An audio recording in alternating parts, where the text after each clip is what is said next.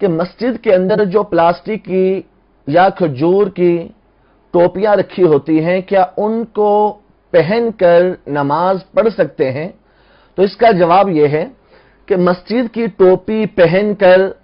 نماز پڑھنے سے احتراز کرنا چاہیے، کیونکہ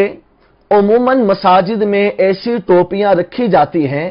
کہ جن کو پہن کر معزز آدمی کے سامنے، معزز افراد کے سامنے جانے سے انسان گریز کرتا ہے، جانے کو معیوب سمجھتا ہے۔ اور فقہاء کرام نے یہاں ایک قاعدہ بیان کیا ہے کہ ہر وہ لباس، ہر وہ ٹوپی کہ جسے پہن کر معزز لوگوں کے سامنے جانے کو بندہ معیوب سمجھے،